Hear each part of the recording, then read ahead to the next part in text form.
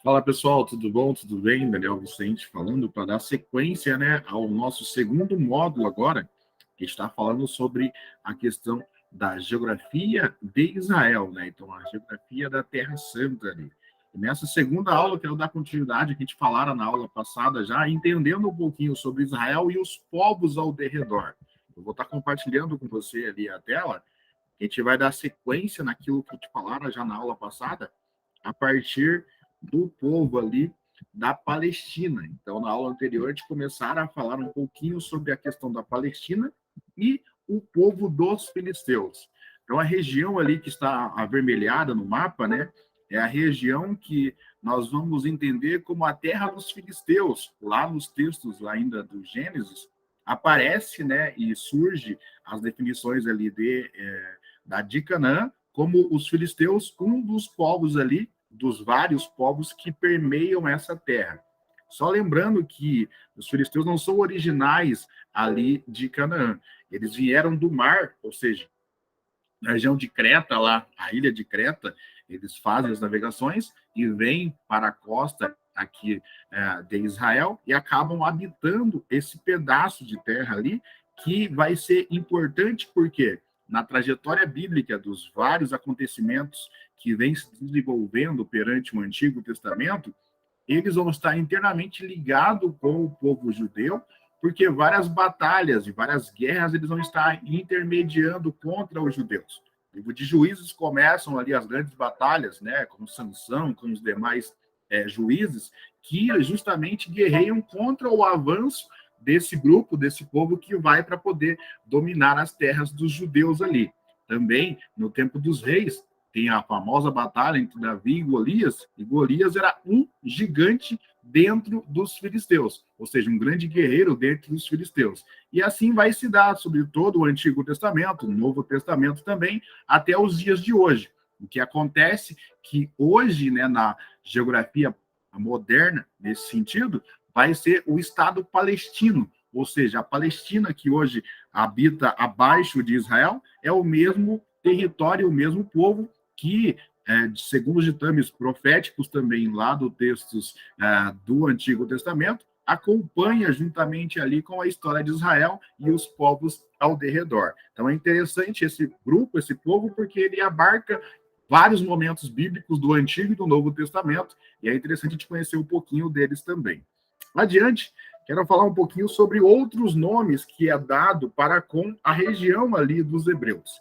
Então, em alguns textos aparece como terra dos hebreus, terra dos amorreus, terra de Judá. É a mesma região, ou seja, região de Canaã. Dentro do texto bíblico, várias são as menções de nomes diferentes. Então, assim acontece sobre todo o mundo das mudanças geopolíticas que vêm ocorrendo. Então, dentro, por exemplo, da geografia ali de Israel, esses nomes são os nomes diferentes para a mesma região. Ou seja, quando você olhar um nome, principalmente profeticamente, ali nos livros Ezequiel, Daniel, Isaías, geralmente eles aplicam as profecias por um nome mais antigo para as regiões que é lançada a profecia. Então, normalmente aparecem várias vezes as citações com o mesmo alvo nesse sentido, o povo da terra de Gozen, por exemplo. Né? Então, hoje nós temos a batalha, por exemplo, lá entre Rússia e Ucrânia, que lá nos primeiros tempos de Gênesis seria a região de Gog e Magog, os primeiros habitantes, segundo os textos iniciais de Gênesis, que depois, durante a própria geografia da região, foi se desenvolvendo, virou Império Mongol, região da Mongólia, Império Bizantino, então, até chegar hoje a cerca de ser Rússia e Ucrânia, e devido à guerra, futuramente haverá mudanças geográficas e sociais naquele contexto também. Então, a Ucrânia que nós conhecemos anteriormente, agora, depois da guerra, vai ser possivelmente uma região com fronteiras diferentes. Por isso, o fator da guerra. E não é diferente lá em Israel. Vários nomes acontecem na mesma região e, devido às mudanças geopolítica, econômica e social, acabam se alterando perante os anos. A hidrografia, entendendo um pouquinho, né? O mapa das águas da Terra Santa é composto de rios e ribeiros. mares fechados e um lago. E os rios situam-se nas duas bacias hidrográficas, a do Mediterrâneo e a do Jordão.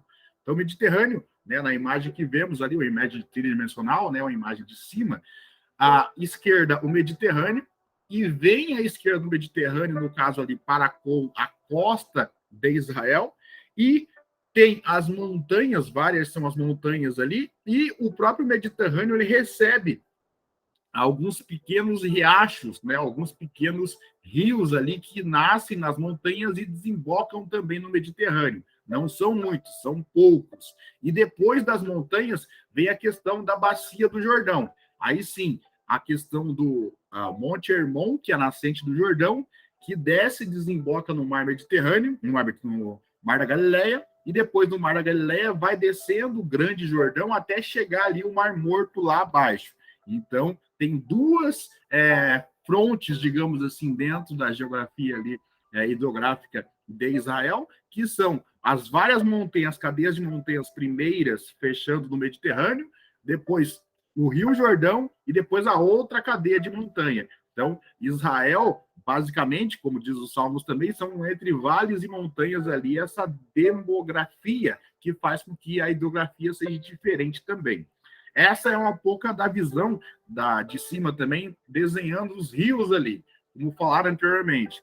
No mar Mediterrâneo, alguns rios nascem das primeiras montanhas e desembocam nesse mar. A saber, a parte vermelha ali, Balis, Calon, Caná, Gaás, Soquete, Berson. São rios pequenos que nascem nas montanhas e desembocam, vão jorrar justamente para com o mar. Já no Rio Jordão, que nasce lá em cima, onde tem os 4 braços, lá naquele delta primeiro ali, é o delta ali do Hermon. Ou seja, no Monte Hermon, eles acabam descendo para com o Mar Morto, primeiramente passando pelo Mar da Galileia, e depois descendo em direção ao Mar Morto. Nesse período, ele acaba desembocando em 3 braços, a saber, o rio Yamurque, o rio Querite e o rio Jaboque, onde do lado do Jaboque tem o Vale de Jaboque ali, que é famoso pelas profecias lá de Ezequiel. Até chegar lá embaixo, na questão do Mar Morto, onde tem um outro braço também, que é o rio Armon, que nasce ali, no caso, na região dos amorreus, e desce ali, então, na região do Mar Morto. Então, esses braços ali nascem do Rio Jordão e acabam desembocando para poder fazer com que a agricultura seja necessária, seja útil também nas tribos e nas regiões ali ao seu derredor. E aí nós chegamos a concretizar essa questão do rio, dizendo o seguinte, que vários ribeiros, né, compõem a bacia do Jordão, como verificamos na imagem anterior.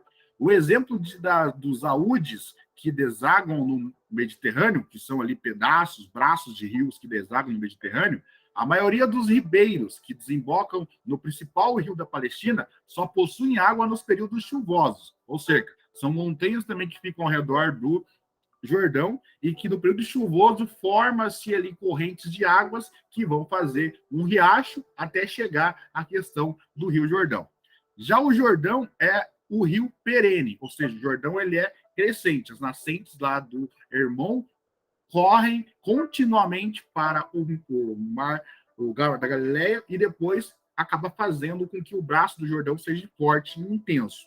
Isto é, as águas nunca secam, aliás, nunca, vírgula, ou seja, no livro de Josué, vai estar mostrando que Deus vai estar parando as águas do Jordão para que o povo de Israel pudesse passar e atravessar e entrar na Terra Prometida.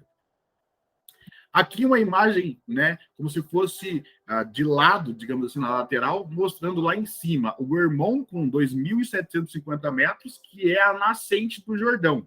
E aí ele vai descendo para a questão de Dan, no caso ali, que seria um outro monte também, passando pelas montanhas da Galileia, e ele forma um pequeno lago, primeiramente ali, o lago de Alude.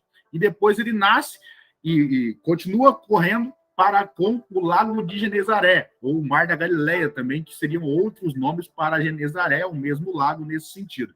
Depois do Mar da Galileia, nesse sentido, ele acaba crescendo mais forte agora a sua corrente e indo para desembocar lá embaixo no Mar Morto. Então, ali, as bacias principais, ali lá embaixo do Mar Morto, mas ele passa por alguns estágios, a questão do Jordão. Lá em cima, primeiramente, as nascentes no Hermon, chegando, a questão da Galileia ali, e formando o lago de Laúde, depois o lago de Genezaré, e depois correndo mais forte, abarcando mais contexto, aumentando seu volume e indo para com o Mar Morto. E ali do lado, mostra ali as planícies e também os montes ao redor. Monte Ebal, Monte Gerizim, Monte Micabe, Monte Baala, são os montes que ficam no lado da direita, no caso ali, visto de cima, naquela visão que vimos anteriormente, sobre o Rio Jordão. Com isso, nós finalizamos esse pedaço, né, e mostramos um pouquinho sobre as maiores feitos ocorridos no texto bíblico sobre esses rios. Então, ali, o Armon marcava a fronteira de possessão de Ruben e de Moabe, Deuteronômio mostra esse texto que fala sobre isso, o Cedron, o Armute, o Jaboque, o Queride e o Zequete, que são vários braços de rios que desembocam ou no mar Mediterrâneo ou ali no Rio Jordão, conforme verificamos na imagem anterior. Só situando algumas passagens. O Cebron, por exemplo, separava Jerusalém do Monte das Oliveiras, e o rei Davi atravessou quando fugia de Absalão. Então, o texto lá de Samuel 15 mostra essa questão ali de Davi ter fugido para essa região ali onde que tinha esse rio. O Armuk não é mencionado no texto bíblico, mas servia de fronteira para as tribos de Manassés e a região de Bazã. Quando é dividido as 12 tribos, as fronteiras de algumas tribos eram ou os montes ou os rios. Então, esse Armuk era a fronteira final, nesse sentido, de Manassés, uma das 12 tribos ali que Josué vai estar definindo. Jaboque é o ribeiro perene que atravessava os montes de Gileade. Era a fronteira natural entre as possessões, no caso ali, de Ruben e de Gade, as duas tribos. Foi no Val de Jaboque que Jacó lutou com Deus em Gênesis 32. Então, ali, o rio Jaboque, que verificamos na aula anterior, tem a planície ali, e foi o local, tanto ali da experiência divina que Deus deu para Jacó, como também era a divisão entre as duas tribos. O Queribe é um outro rio que nasce nas montanhas de Efraim, e o profeta Elias, quando fugia de Jezabel, a rainha lá, né, escondeu-se junto a esse riacho. 1 Reis 17, 3 e 5. Fala que Elias fugiu para uma caverna, e na caverna, no caso, seria ao derredor desse rio, onde ele teria água e teria como ficar vários dias, como ele ficou ali escondido da perseguição da rainha Jezabel. Zereque traçava a fronteira entre Moabe e Edom. Então, ali, Moabe é uma região onde tinha um povo de Moabe. E também Edom é um outro povo, a região de Edom. Que, no caso, esse rio fazia divisão desses dois povos que são importantes, digamos assim, pelo